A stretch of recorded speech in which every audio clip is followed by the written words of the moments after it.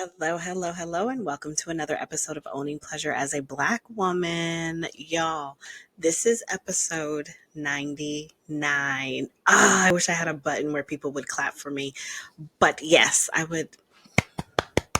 I'm going to clap for myself. This is episode 99. So that means that episode 100 is next week. And so I'm going to ask you to send me your questions. This is going to be a Q&A episode where you can ask me whatever it is that you want to ask, and I'm going to answer those questions on the episode. It is anonymous unless you want me to shout you out. I will do it. Other than that, I'm excited. I'm excited. I'm excited. Anywho, we're going to get into today's topic. But before we do, I am going to stop and ask for a quick favor. A second quick favor, because I did just ask for another favor, didn't I? So the second favor of this episode is if you have been loving this podcast, if you have been loving all of the information that I have been sharing about high achieving Black women, prioritizing their pleasure, their rest, and their self-care in the most basic ways, then I would love for you to take just 30 seconds to leave a 5-star rating and leave a written review. And as a thank you, I will send you a free copy of my ebook, Foundations of Self-Care for High Achieving Black Women. So all you have to do is screenshot your review or screenshot your rating and email me at hello@chantelandco.com. All of that information will be in the show notes. No one has access to this ebook. I was supposed to put it up to sell it and I never got around to doing it. And so you will be one of the few people that has access to this ebook. And it's good stuff. It's really, really good stuff. So let's get into today's topic. So I was recently watching an interview of Tracee Ellis Ross on Michelle and is his name? Charles? Oh gosh, I feel really bad. Okay, Michelle Obama's brother, y'all. Oh my gosh, I can't remember his name. I know it starts with a C. But their podcast, in my opinion, they had Tracee Ellis Ross on there. And I feel like the conversation was so rich and it was so good. And there were 3 big themes from that interview that I wanted to bring here. And I wanted to have this conversation because I work with a lot of clients that, like I said, high achieving. They've done a lot of things. They've acquired a lot of things in their life. And sometimes the dating pool is just not what they would like it to be, which is why, if you listen to the last episode, I did an Uno reverse of Dating as a Black Woman with Anwar White, which is it's an amazing episode. You really have to go listen to the episode because he drops so much information about dating, especially dating in bigger cities. Because I'm in the Atlanta area, that's what we spoke about, but it can be translated into any big city where you're trying to date. So the 3 big themes that we're going to talk about in today's episode is being a choiceful woman, grieving what isn't, and flipping the 32 questions inward. Now, if you have not listened to the interview, I highly recommend you go listen to it. It's good.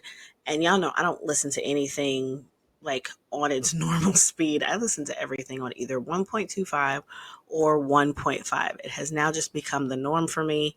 Anything else sounds so slow, but that's how I get through all of the things. So go over, have a listen to it, and then drop your comments and let me know what it is that you think about the episode and about the themes that we're talking about today. So let's start off with her talking about being a choiceful woman. So Tracee acknowledges that in her generation, which would kind of be our generations, she has had a lot of choice and she has like expanded and really honed in on the choice of having what she wants, having the decisions that she wants, whatever it is that she wants in a relationship. She is unapologetic about how she needs someone to show up for her. And she's not just dating because she's closed off. She's dating with intention. And that hit listening to it because so many of my clients, and I know so many of you listening, have been trained to date from a place of proving your worth instead of choosing what's aligned. Throughout that interview, they talked about how sometimes we have relationships or we go into relationships with this expectation that society has put on us about what it's supposed to look like, how we're supposed to show up, how the person is supposed to show up for us, instead of just being honest about what it is that we want and giving them the decision to decide whether they can or can't do that thing. One of the things that she said that I really, really loved, and I definitely try to instill and encourage in my clients, is that she is living her life. She's living her life for herself and she's enjoying it. She's not sitting and waiting around for someone to choose her, which then Craig, y'all, his name is Craig. I went and checked. Michelle and Craig and Tracee start having a conversation about this idea that if women go out and they choose, we're aggressive, and society puts it on the male, because in this instance, that's the kind of relationship we're talking about, that they get to choose who it is they want. And Tracee is doing the choosing. With this being a choiceful woman decision, Tracee also talks about how um, she's owning herself. She owns her body. She owns her choices. She owns the fact that relationships need to look the way that they need to look for whoever it is that she's with, not this societal idea of what a relationship should look like, what I was just speaking on. Like, she decides. There is this negotiation. And that's something that I talk about with my couples when I see couples and they're coming in for this issue. And I'm like, okay, well, what's the expectation? What are the boundaries? What are your non-negotiables? And believe it or not, most couples are not having this conversation. And so then we have to kind of backtrack. We cannot go forward until we understand, well, what is the expectations of each person in this relationship? And is that even something that they can meet? Is that something that they want to meet? That's where you start. Those are the constant conversations that need to have in relationships. And I just love that Tracee expresses that that's something that she does on the forefront with intention. This kind of leans into us as high achievers being addicted to approval, being addicted to that external validation. When you're a choiceful woman, that means that you own your voice. You are the decision. Now, there are external factors that can help you decide if you want to go left, you want to go right, or if you want to keep going straight. But at the end of the day, your voice carries the most weight. It means no longer performing for relationships, performing for love, feeling like you have to bend over backwards to do things that you don't want to do. It's unnecessary.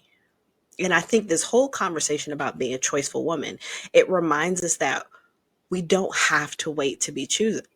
To be chosen. I did the same thing that Michelle did in the interview. We don't have to wait to be chosen. We are choosing. Every day that you wake up and you live your life and the people that you interact with and the decisions that you make, you are choosing. That's why it's so important to be present and to prioritize pleasure, self-care, and rest, because it makes it that much easier to hear what it is that you want. It gives you that much clarity to go in the direction of the things that you want. That's why it's so important that you sit in stillness, that you go in that hermit mode from time to time, because the noise on the outside, it gets really, really loud. It gets loud. And if you cannot hone in and hear yourself, you will end up going in directions you never meant to go. So, whether it's who you date, whether it's how you rest or where you work, you have to reclaim the agency over your life and your decisions, because at the end of the day, you have to get up and experience these things every day. You have to engage with these people every day. You have to look at yourself in the mirror every day.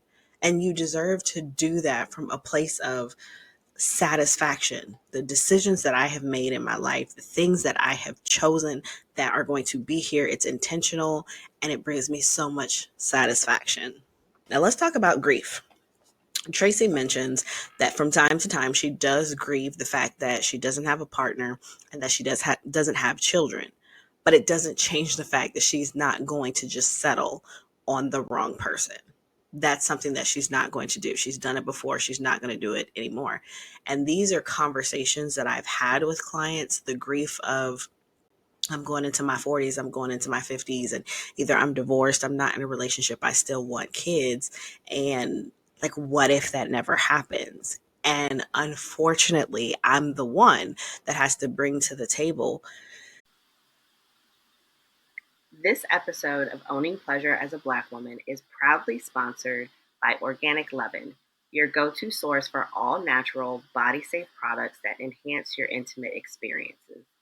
At Organic Leaven, they believe that what you put on and in your body matters, which is why they offer a carefully curated selection of organic, eco friendly products designed to bring pleasure without compromising your health. From luxurious lubricants and body oils to intimate toys and wellness products, Organic Leaven has everything you need to elevate your sensual self care routine. Each product is crafted with the highest quality ingredients so you can indulge with confidence, knowing you're choosing the best for your body and the environment. As a special offer for our listeners, you can enjoy 10% off your purchase when you use the coupon code JAVRYWELLNESS at checkout. Visit www.javrywellness.com slash organic dash Loven, that's Loven, today to explore their full range of products and discover how organic, body safe options can make a difference in your intimate life. That's www.javrywellness.com slash organic dash Loven, spelled Loven. And don't forget to use the code JAVRYWELLNESS for 10% off your order. Take care of your body and let Organic Leaven take care of your pleasure.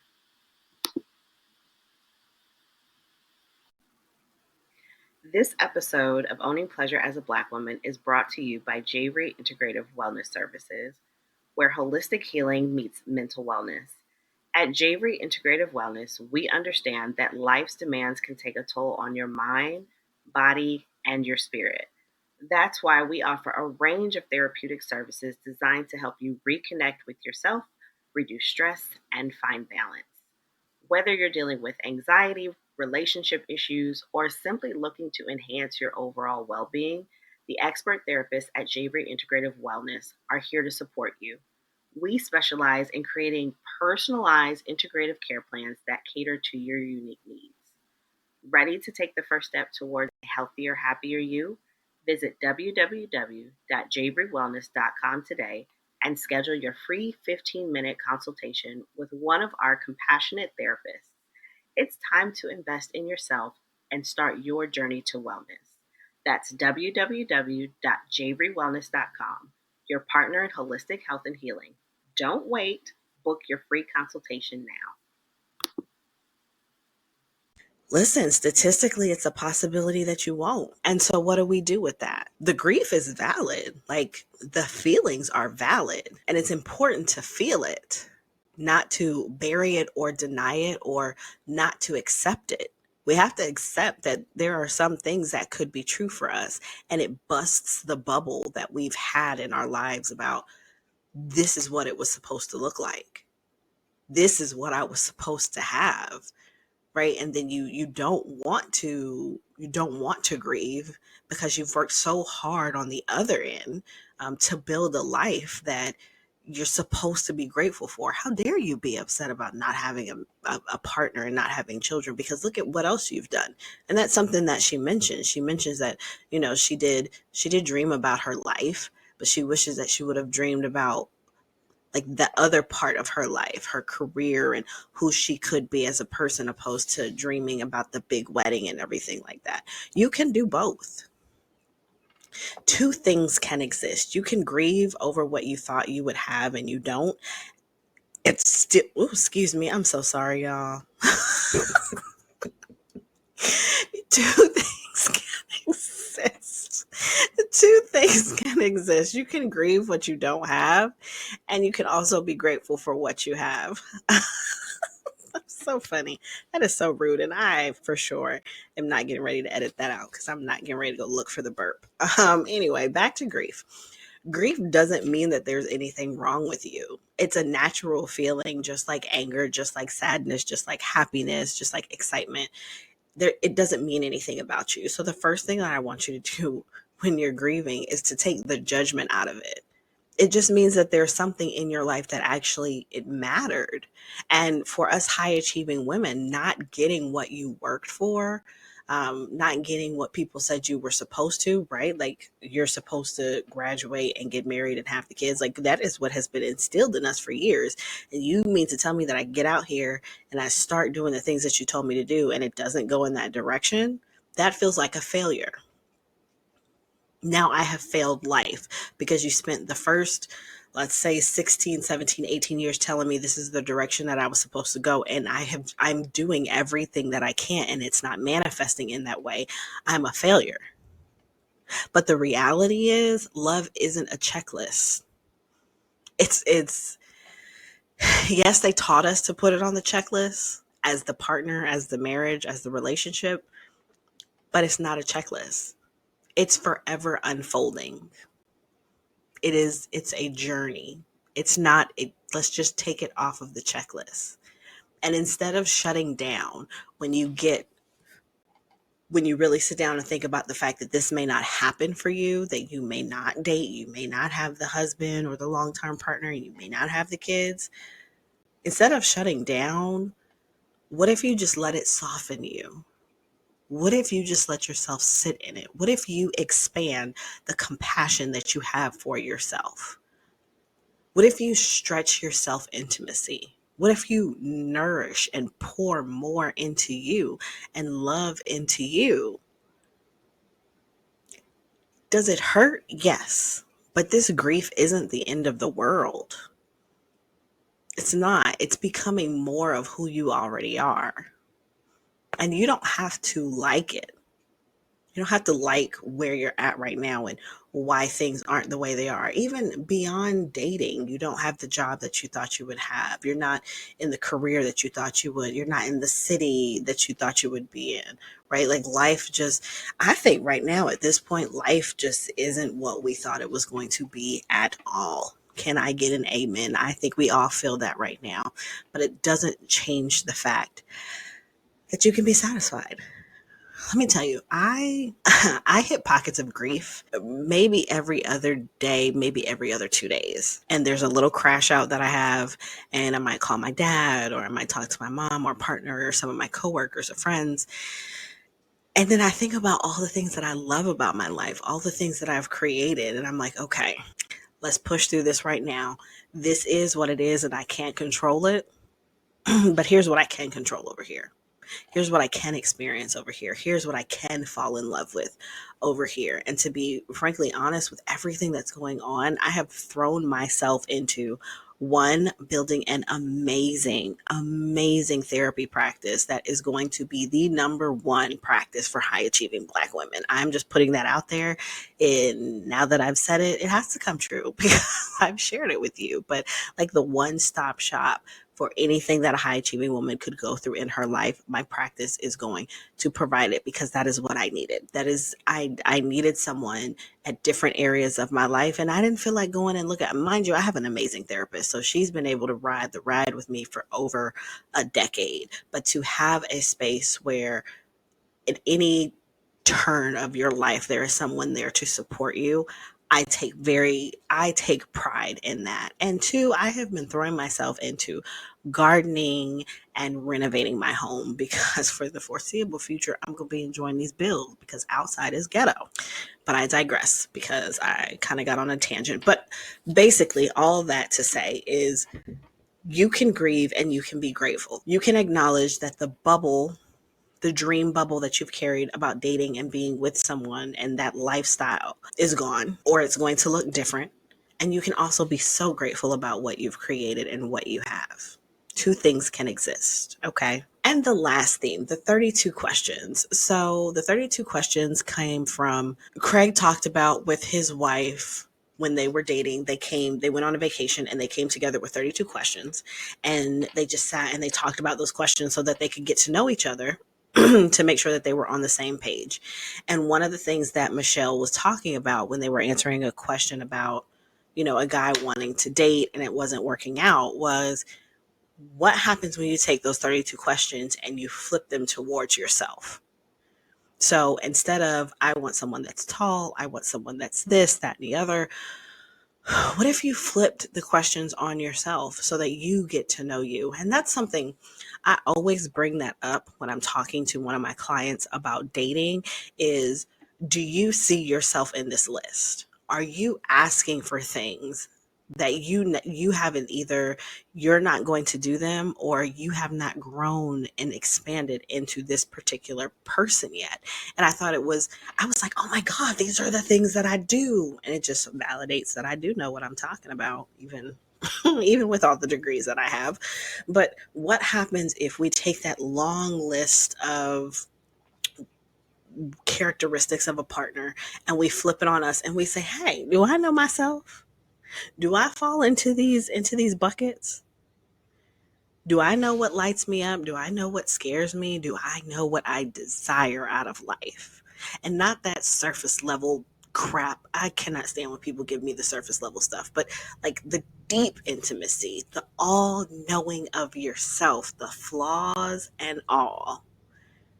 And so Tracee flips the script and she uses those questions and she talks about how she's gotten closer to herself, that she loves herself. That goes back into how she was able to be a choiceful woman. She had to know what she wanted.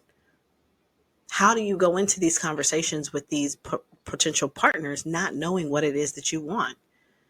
This is what I teach all the time. When you are deeply attuned to your needs, to your desires and your fears, you date from an overflow. There's not anything that you need. It's about what you want. And I know sometimes people hear that and they're like, no, I need somebody because I want somebody to do X, Y, and Z. I don't want to be super independent. And I hear that, right? But ultimately, we have everything that we need within ourselves. We have the capacity. The thing is, we don't want to, right? Like, I have the capacity to do all the things around this house that I want to, even if that means that I pay somebody. But I let my partner know, I want you to do this. I lean into allowing him to do the things that he's better at than me. I no longer feel the need to carry myself as extra independent. I don't. I absolutely don't. And so, what does it look like to date yourself? What does it look like to choose you? And remember, two things can coexist. You can date yourself and you can date other people. But you need to know what it is that you want. And so here's some questions that I want you to reflect on from today's podcast episode and from this interview. What would your perfect day look like? What's something you've never said out loud? What are you most grateful for today? And I want you to sit with those, journal with them, and let them guide you back to yourself, especially when you get really frustrated with this dating world. So, we talked about being a choiceful woman. We talked about grieving what isn't, and we talked about asking ourselves those questions that we so badly want to ask someone else about dating.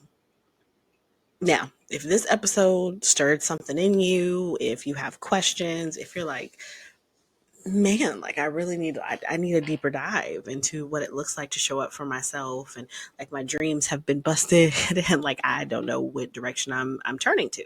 I want you to take a moment to leave a 5-star rating and write a review, and you can drop your questions in there too. And don't forget, make sure you screenshot and send me an email at hello@chantelandco.com, and I will send you a free copy of my ebook, Foundations of Self-Care for High Achieving Women. Your words are going to help more Black women find this space and feel seen, safe, and supported. And that's all I really want, is for everyone to feel the way that I feel, because I spent years doing this work and I feel like you need to know what it is that I did. And it wasn't anything crazy. It wasn't anything off the wall. It was just a lot of inner work. It was a lot of unlearning. It was a lot of hard decisions to choose me. Okay. And also, don't forget, this is episode 99. And so next week for episode 100, I will be doing a live Q&A for any questions that you turn in. So you can either drop them in the written review, or if you want to be more anonymous, you can send me an email at hello@chantelandco.com, and I will read your message and answer it. Read your question and answer it on the next episode. So thank you for being here with me. I love you so much. I appreciate you so much. Don't forget that pleasure, you deserve pleasure. It is not something that you have to work for. It is something that you deserve just because you are here. All right. And so until next time, be well, be soft, and take care of you. Love you. Bye.